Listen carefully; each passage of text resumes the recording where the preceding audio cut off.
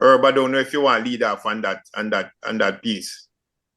Well, the this we talked earlier about the underground economy and the fact that you have all of these trafficking and peddling of drugs, humans, and weapons. But what the government does not give sufficient eyes to,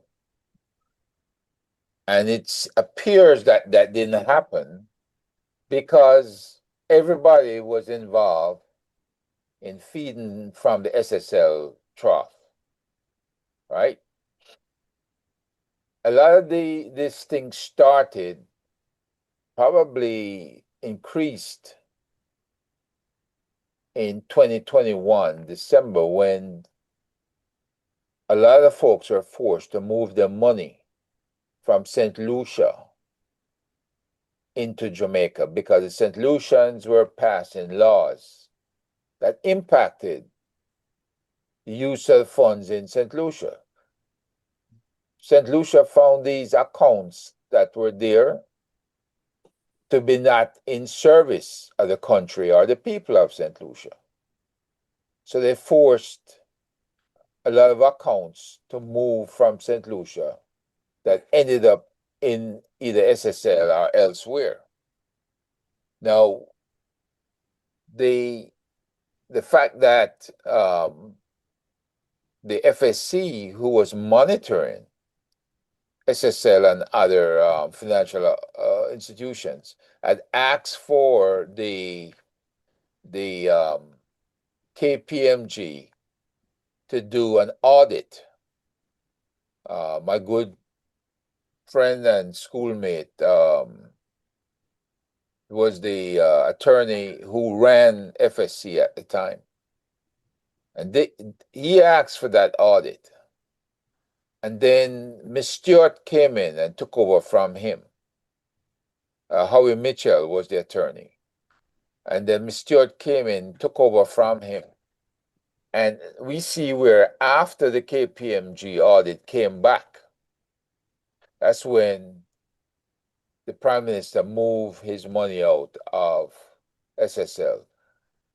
That's the incident that Mr. Clark, who was the finance minister, claims he never got the report. He never got the KPMG report. And we know that he was called and it was hand delivered to him at the Ministry of Finance. All right. So all the denials came up to bump this past couple of months. All the people who said they had no idea what had happened or what had occurred, the US government, HSI, Homeland Security Investigations, and the folks at the SEC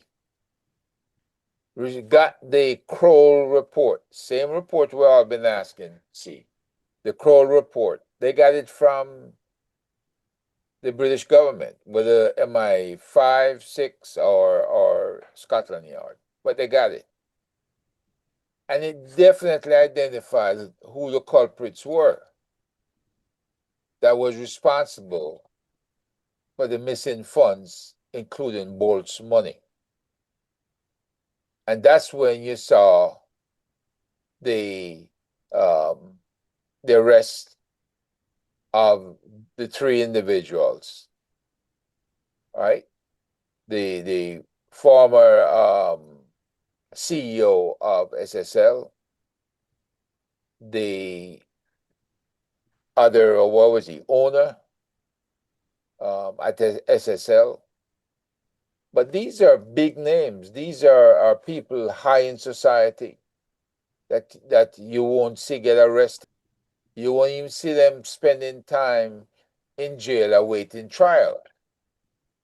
And when they were arrested, what happened was they got what is called station bail. Means that they posted $1 million Jamaican at the station level and went free. So now we wait to see what will happen long term with the people who are involved in the SSL scandal.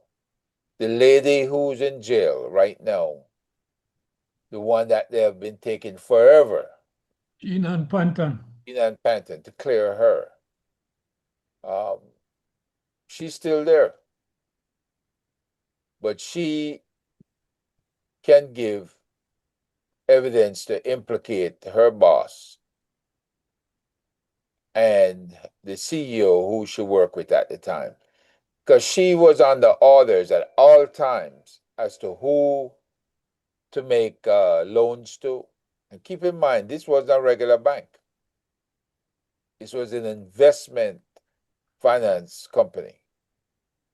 But they were making loans and they were using people's accounts, using the money, people that they thought had died, people who they thought would never come back to Jamaica. They didn't have any survivors. They freely used that money to invest and lose it.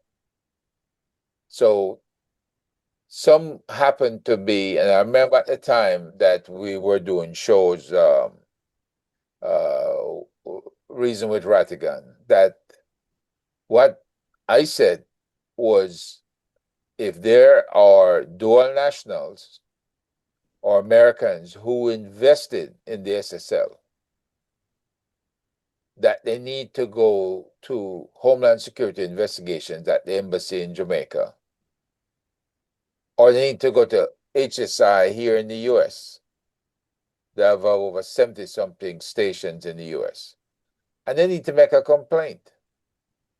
Because once the US gets involved, all of this nonsense, all of the lies, all the BS comes to an end. And we're waiting now. I'd dearly love to see them release the Kroll report to the public. Because the public needs to know what happened to investments in Jamaica and that who is the criminal that's responsible for the suffering that people are going through. And it's not Gina and Panton, right? So But the question is, though, Herb, is a lot of people are hopeful now that they see that these three people have been arrested. But the question is, even with the fact that these people were allowed station bail on a weekend, yep, that is not very, that's not an encouraging sign that justice, is certain in a case like this, because already it is showing a certain level of bias within the system itself, right? Because here's Jean Panton, who is a lower in the scale of leadership in the in SSL. She was arrested, right? And these people were allowed to get $1 million station bail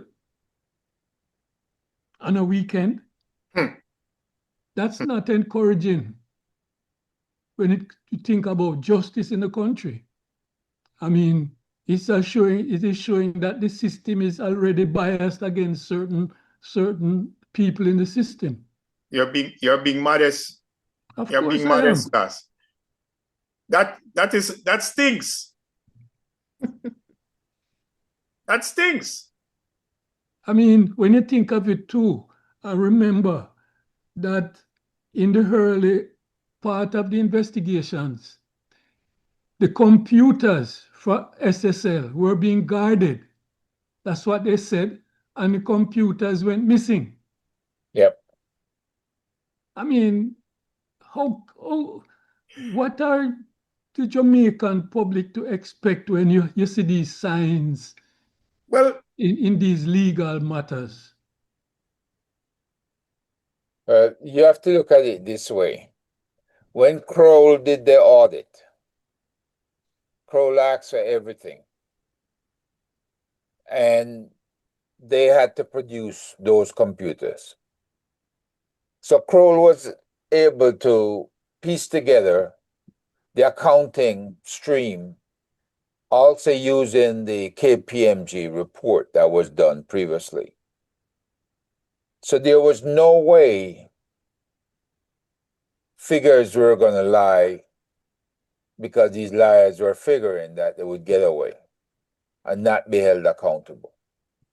So now that their secret is out in black and white print, now they're going to have to get their own accountants to disprove what Kroll came up with.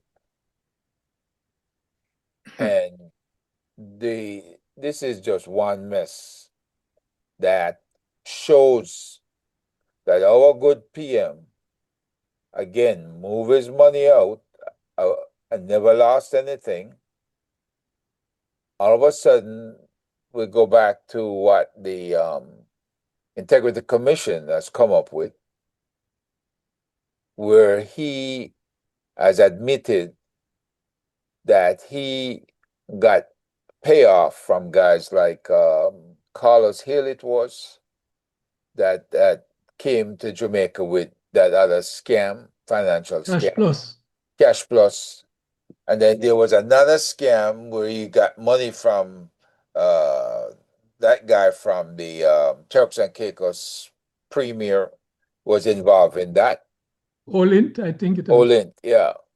So all of these scandals, it turns out our PM was greasing his palms and putting a lot of money into the banking system.